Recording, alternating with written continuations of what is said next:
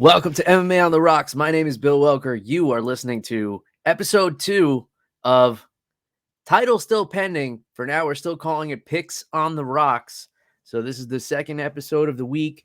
We're going to be doing it on Thursdays with my buddy from all the way across town, Matt, the mechanic Temple. Although if these picks keep going the same way, we're going to be calling you the Temple of Doom. How's it going, Matt? We're 0-1. I'm good, Bill. How are you?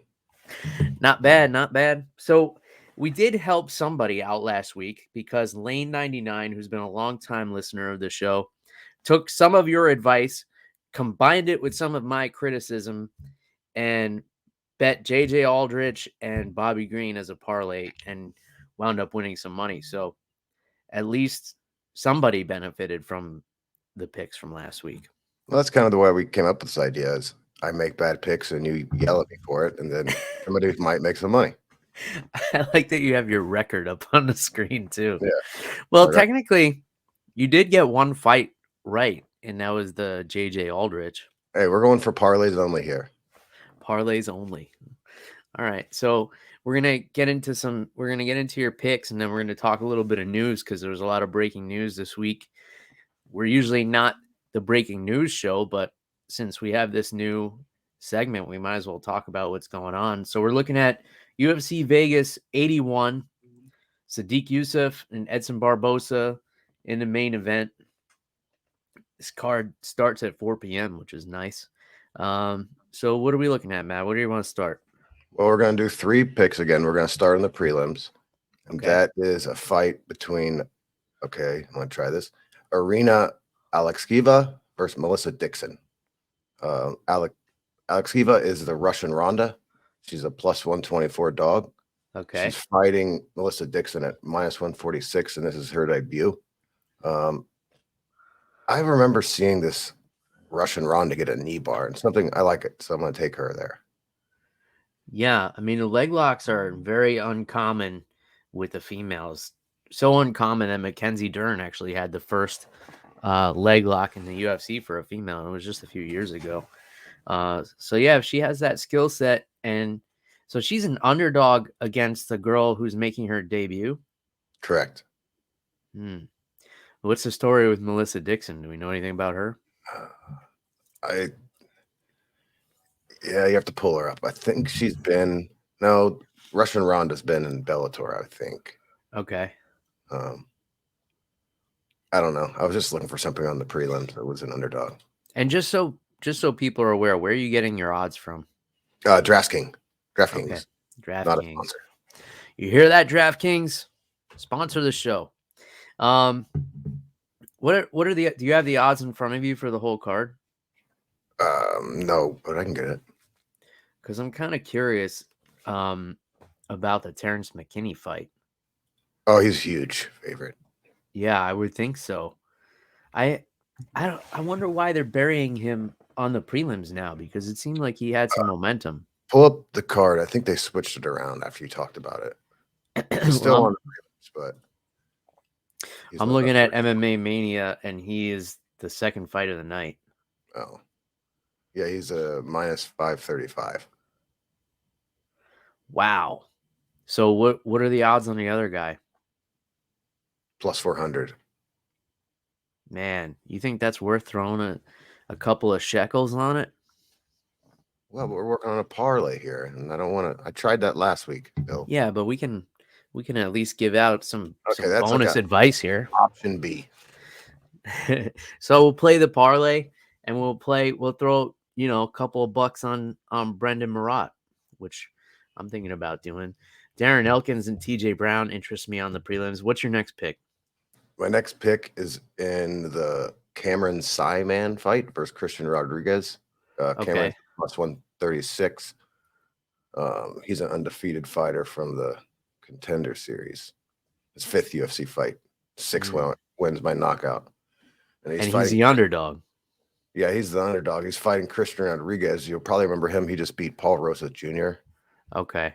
And he has 3 KO wins and 4 submission wins. Oh, yeah. He beat the dog shit out of that kid. Yeah. All right. I like that pick. So we got the undefeated Cameron Simon And you said he's 5-0 in the UFC? I don't think he's 5. No, it's just, so 5-0 in the UFC, yes. Okay. Interesting. All right, so we got Irina Alexkiva, and we got Cameron Saymon. You didn't do yourself any favors with like the easy to pronounce names. So I'm assuming your final pick's going to be in the main event. Yes, the main event. What That's do we got? Edson Barbosa versus Sodiq Yusuff. Yes. Barbosa is a plus 142 dog, and Sodiq is a minus 170 favorite. Barbosa's last fight was against our buddy Billy Q. 2-streak losing streak before that, and that was Giga and Bryce. Yusuff's 13-2. His only loss in the UFC is Arnold Allen, and he's a Contender Series veteran from 2018. Yeah, I like this. I actually like this pick because if Barbosa is the underdog, obviously we know he can end anything with one shot. So he's got that wild card, which is the same thing I was talking about with Bobby Green last week. Yusuff is going to be better on the ground, but good fucking luck getting Edson Barbosa to the ground. We saw what happened when Billy Q tried to do it. I mean, granted, it wasn't the smartest takedown entry, and he's admitted that. But yeah, historically, people have had a really hard time getting Edson Barbosa to the ground. The guy's so explosive on the feet. And the blueprint to beating him is if you're going to strike with him, you have to smother him so he can't throw his kicks. And Sodiq Yusuff doesn't have that style. He has a very outside the pocket style. And he likes to pick people apart. But when you start playing that game with Edson Barbosa and you give him space to get off those kicks, you're just asking for trouble. So I like that pick. I mean, now that I'm talking through it, I can understand why Yusuff is the favorite, but man, he's got to avoid those kicks of Barbosa for 25 minutes. So we're going for the underdogs here. So that parlay, actually $10 will win you $106. Wow. On DraftKings. I may actually throw $10 on this parlay. I will not be doing that. So you're just giving the information. Just the info guy. I'm just the expert mechanic. What would make you the expert mechanic? I like how you said the expert mechanic, not the expert handicapper. Well, that's what I do. I'm not a handicapper. Well, you're gonna be a podcast mechanic pretty soon with all these gadgets you got. I got some gadgets. You want to use some gadgets? Let's do it. So just to recap real quick, the parlay is we got Irina Alexkiva, we got Cameron Saymon, and we got Edson Barbosa. $10 will win you $106.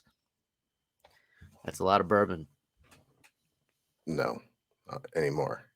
That's true. It's like 2 bottles of bourbon. 3/4 of the bottle Buffalo Trace down here. Yeah, they just released a new antique collection, which nobody's going to be able to find for a fair price. Yeah, I stopped at least 15 liquor stores on my road trip trying to find that for you. I couldn't find it. Found a lot of other stuff. Yeah, I mean, it is what it is. The only people who find it are the people who are not looking for it. They're like, oh, this stuff's expensive. It's probably pretty good. But I do have my father-in-law going to the release on Friday morning, so who knows what we'll come up with. Oh man, well, hopefully he has better luck than you did with your picks last week. Yep, maybe. All right, so should we talk some news? Yeah, which way you want to start? Let's start with the fight replacements for the next pay-per-view. So UFC 294, we got some revamps.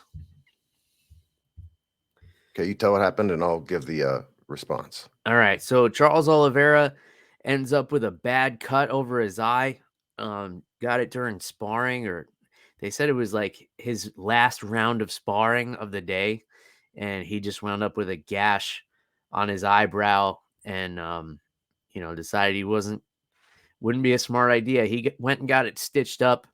Dana White had come out and said if he had called us first, we could have gotten him to a plastic surgeon who could stitch it from the inside, which I've never heard of before. I've seen a lot of eyebrows cut. I've seen a lot of people get stitches from it. I've never heard of a plastic surgeon fixing something from the inside out to the point where somebody could fight in 11 days. Well, I don't think I've ever told you the story, but when I was very young, I was being dragged behind a truck on a bicycle. Because remember, like you used to ride the bicycle and you could pedal backwards real quick and then lock that rear wheel up. Yeah. So we do it in the driveway and see a stone driveway and see how long of a skid mark we can get. Well, I got going too fast, hit it, chin right into the driveway, and I had to go get to a plastic surgeon, and he did exactly that. There was a row of dissolvable stitches in the inside, and then the normal stuff on the outside. And how fast did the exterior stitches heal? I was 8. I don't know, but I do remember like the normal ER doctor was like, "Oh man, this is gonna be a big scar," and my dad's like, "No, let's go get plastic surgeon." So we did that, and the scar's not that bad. Yeah, I mean, I wonder, like, if you get the dissolvable stitches on the inside. I've only ever seen that used on dogs. Well, they also use those in their mouth too. I've had that before. Oh, okay. I've never had stitches in my mouth. A lot of other places, but never the mouth. And I've never had plastic surgery, if you can believe it. I'm just like, Man, this. that's a shocker. This is my natural. It's my natural grisliness. So Alex Volkanovski gets the call, and without even hearing the question, he says yes. I have a clip on that. I have a clip. This is Volkanovski. This is off of his Instagram. They hit me up yesterday. We said, obviously, all right, let's do it. Obviously, did the negotiations, they did that. I just said, yeah, make sure it's worth it. And then I also have Dana's take on this. Okay. Volkanovski crew. I mean, him and Israel, these guys are just absolute studs, man. He jumps in and he accepts the fight. So he basically took that fight with one phone call. It seems like if Charles got cut last night, you call Alex, he says yes right away, 2 weeks notice, I'm in. One phone call, and I would have announced it hours ago, except I was waiting for the guys to wake up in Abu Dhabi to let them know before we reported it. But these guys that surround these guys down in Brazil just can't keep their fucking mouths shut. So I guess he's saying that somebody from Oliveira's camp leaked the news. Yeah, because he wanted to call the I don't know what we'll call them, the powers that be in Abu Dhabi, and talk to them. My question with this, and I guess with the other fight you're going to bring up, is how much of a pay bump do they get for this stepping in on this huge event? So that kind of depends on their management and their negotiation. With Volkanovski, it doesn't sound like there was much negotiating at all. Well, I'm wondering if that's because there's a little extra money on this one, considering the location. There will be extra money on it, for sure. I mean, even he said, I said yes, and then we negotiated. So he was willing, and I'm sure they gave him a nice bump on top of what's already in his contract. But what some guys will do, they'll take that and be like, all right, I'll do it, but I'll do it for, you got to pay me this amount. This sounds like the UFC said, will you do this? He said yes. And they said, we'll pay you this much. And he said, great. But there can be a lot more back and forth, but it's also, they have other guys who could do it. So if you're going to be too much of a pain in the ass about it, I mean, Mateusz Gamrot was the backup fighter for this fight. So yeah, but that was only announced a couple days ago, right? That was kind of weird. Yeah, it is. It is weird because they announce him like, oh, we have a backup fighter for this one. Just kidding. Let's bring in Volkanovski. But I think he was going to be the backup if they were already there, like already close to the weigh-ins and something happened. He may still be the backup fighter for this. A lot of things he probably can happen. is. a lot of things can happen. But yeah, that's the UFC's bargaining tool. Like, all right, if you're going to be too much of a pain in the ass about this and talk about money, you don't want to just get in there and fight for the title. Let's bring in Gamrot. I mean, not a lot of people are going to want to pay to see Mateusz Gamrot and Islam Makhachev, but whatever, they're still putting on a lightweight championship match. Yeah. All right, Bill, I'm going to lead us into the next topic. Do it. Everybody's on steroids. The whole UFC, everybody. I love that clip so much. So that was from when Nate Diaz stepped in on short notice. So a nice segue here. Stepped in on short notice to fight Conor McGregor, however many years ago that was.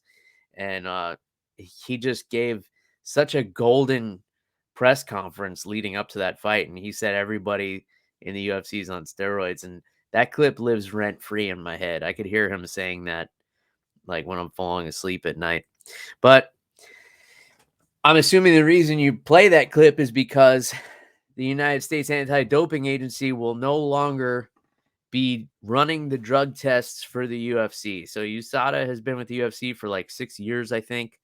And apparently there was some tension with Conor McGregor because he re-entered the USADA pool, and I guess the UFC was trying to pull some strings and get him competing before the 6 months of testing was up. So USADA requires anybody who leaves the pool and comes back in has to be tested and test negative for performance-enhancing drugs for 6 months before they can compete. And the UFC was trying to get around that. So USADA said, we're done. And that's their story. But I have a feeling it's going to come out that the UFC side of it is they were pretty much done with USADA anyway, and they were looking to go in a different direction. So they don't really give a shit either way. Yeah, I always thought that the Conor thing was going to be wrapped up with like, there's got to be some sort of clause that, well, there has to be, because like we'll see all the time where a fight will drop out and they'll get like a guy that lost on the Contender Series or somebody that's like, he's obviously not in the pool, and then they can get him in the cage that weekend. So I thought they would work them in some way like that, but apparently that's not possible. That'd be interesting. I wonder if they do have to enter the pool to go on the Contender Series. I mean, they're technically not fighting. They also do it from the LFA, and it's been done from other ones. Yeah. Other organizations. I guess for like high profile fights, they're not as worried about those guys coming off the Contender Series because they can just get tested by the athletic commission, and they don't have the designer steroids where they could kind of skirt the test, or they're not paying scientists. They don't have scientists on their payroll like the higher level guys do, who can help them skirt the test and tell them how to flush with IVs and do all the fancy things that help get around these tests. They're not really worried about those guys as much. But the high profile guys who were fighting in main events, we saw the last time this happened was with Brock Lesnar and Mark Hunt. And then Mark Hunt sued the UFC for like 4 years, just kept reactivating his lawsuit. I don't think it worked. It didn't. He lost. They actually just squashed it a couple of weeks ago. But yeah, those are the guys they're worried about. They're not worried about, Johnny from the Midwest who had one Contender Series fight. They're not worried about him like being able to trick the test. And because of this, it seems like one of the retired favorite fighters has got a new business plan. I hear the new rules. USADA's dropping off the UFC. So any of you fighters out there, I'm your guy, man. You want to feel great and play by the new rules? I got the secret sauce for you. Yeah, so obviously, ever since Cowboy retired, he's been very vocal about this. He's gotten onto TRT, and he's on all the Joe Rogan supplements, and he's not anywhere near making 155 pounds these days. But I guess, you sacrifice so much of your body for so long like he did. And, he was really in some wars throughout his career, fought like 5 and 6 times a year. Good for him getting on some stuff to help his body heal and help keep some muscle on him. But obviously this is tongue in cheek. There's been a lot of jokes about everybody's going to be on steroids now. But realistically, the UFC is going to have another agency in place by the time USADA leaves. So it's just going to be something else. And what I don't like about USADA's stance is they say, oh, we're all about the safety of the fighters and we're thinking about the fighters. But meanwhile, they were waking fighters up at 5 o'clock in the morning, like on the day of their weigh-ins or on the day of their fight. And, just doing things that were just shitty and wrong. You don't have to try and catch everybody off guard to the point where you're compromising their ability to compete. So if the safety of the fighters is your number one priority, you never would have been doing shit like that. And then the way they kind of announced their parting with the UFC seemed kind of petty as well. They're getting paid like, I don't know how many millions of dollars for all that they did, like 26,000 tests for the UFC over the last however many years, and those tests are not cheap.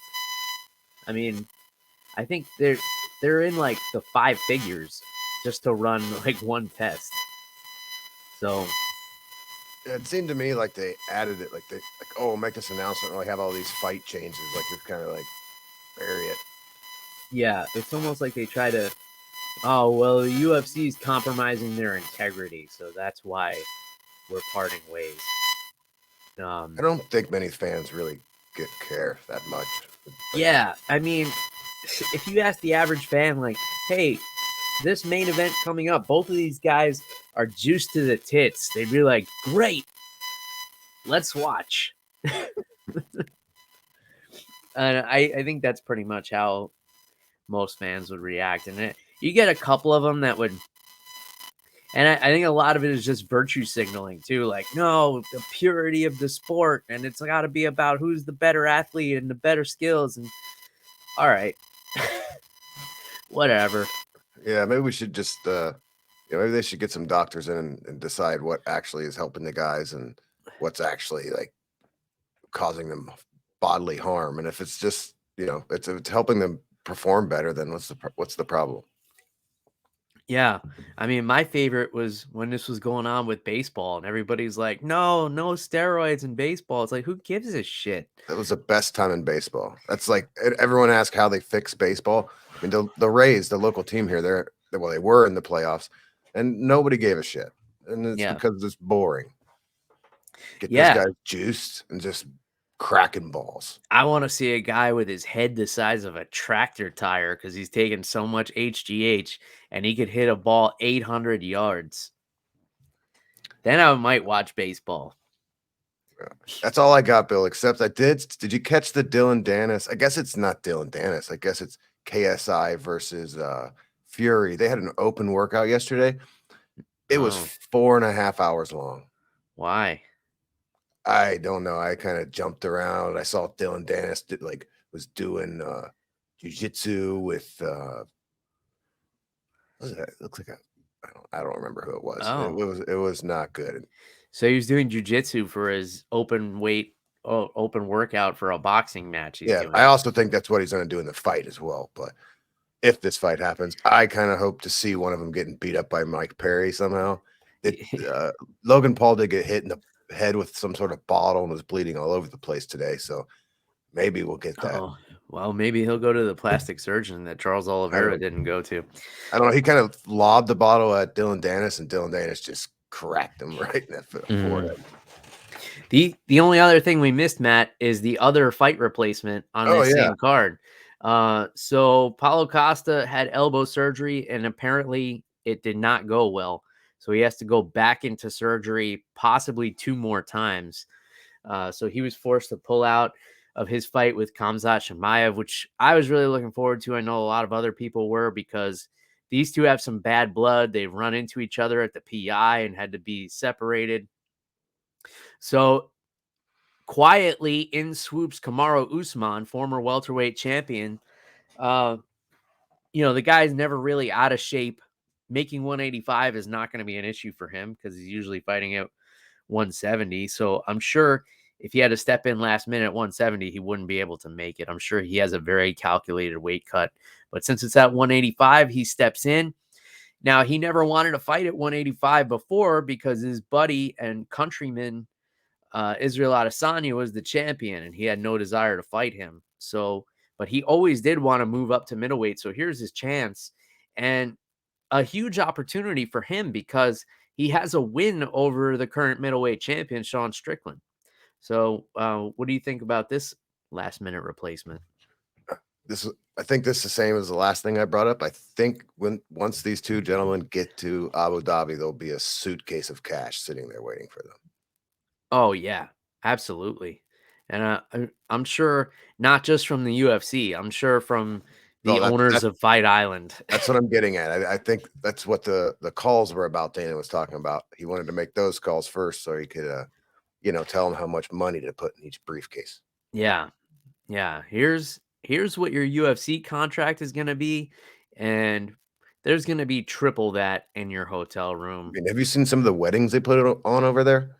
Yeah, I mean, everything is super extravagant over there from what I gather. Yeah. They're getting paid. So let me ask you this, Mr. Handicapper, and we'll probably get this. We'll get into this more next week. I know you're going to be on the road, but we'll still do these picks episode. Just based on the information we have, out of the two last-minute replacements, who has the best chance of getting their hand raised at UFC 294? Is it Volkanovski or Usman? I think it's Volkanovski. I think he should have got the raise last time. But I also don't think this is going to be the same fight. He's not prepared. He's going to have to go. So I don't know. We also haven't saw Khamzat in a long time. So we really don't know what. There's only 3. Well, no. It's been a while since we've seen any of these. Yeah. But I'd imagine Islam is pretty well prepared for this. Yeah. And the last time he fought Volkanovski, I think he had like the short weight cut turnaround, whatever jurisdiction they were in doesn't give the full like 24 or 36 hours or whatever they get. He had a short rehydration period. So that could have played into it. But Volkanovski has on his side, he thinks he beat Islam last time. He really believes that. And so do a lot of other people. He said he felt his strength. He doesn't feel that strong. And, there's always the Michael Bisping effect. You come in the last minute, weren't even really training maybe. And there's no pressure. So you go in. Although Islam Makhachev is not Luke Rockhold. He's not a guy who's just going to come in like relaxed, like, I beat this guy before. Like I've heard stories about before Rockhold fought Bisping the second time, he was like, they had to like wake him up in the back. He was just like so bored. He didn't even care to warm up for the fight. Yeah, that's odd to me. You should see me before a jiu-jitsu tournament at a high school gym. You're doing like handstands and bear crawls and getting ready. All right. Well, is there anything else you wanted to get off your chest here? No, I have nothing. Well, I have one more thing that I saw a fight recently. It's a Stamp Fairtex. She won the vacant atomweight title for 1. Okay. Have you watched much of Stamp Fairtex? No. You have to check out this girl's a superstar. She does choreographed dances down to the cage, and you're like, wow, this is not going well. And then she just proceeds to dominate. It's really won championships. They're putting together some good stuff. It's on Amazon Prime. I don't even watch it live. I don't even really know when they're on. I just kind of pull it up, but definitely check out Stamp Fairtex. Is that her real name? I guess. Oh, okay. Is she a Thai fighter? Yes, she's Yeah, so a lot of times with the Thais, instead of their last name, they'll use like the name of the gym. And Fairtex is a big gym in Thailand. Well, that's what it says when she fights. So, you just got to check her out. She's pretty incredible. I'll look into her. And if you guys want to get some MMA on the Rocks merchandise, our friends at Team Reaper, reaper1.co can take care of you. You can use the promo code MMARocks10, save yourself 10%. Get an over the top, under the influence t-shirt, tank top, or hoodie. through them. It's hoodie season, folks. Make sure you buy 2 because your girlfriend is going to steal one. And that's about it. So we'll be watching the fights this weekend, and we'll see if Matt wins anybody some money.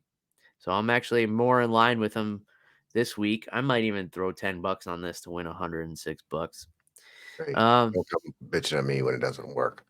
I am. I'm gonna come after you for my $10. Actually, we will. We'll come back here next Thursday. I'll be on location, airport hotel. But oh, fun.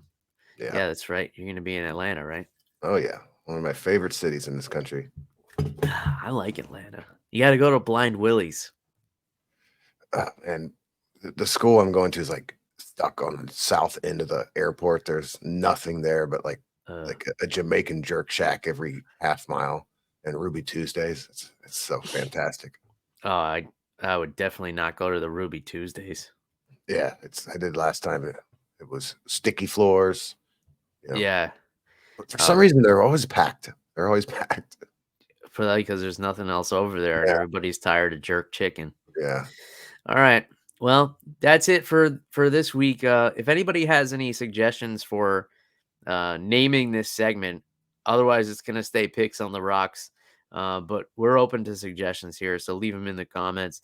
And that's all we got. So until next time, cheers, everybody. Goodbye.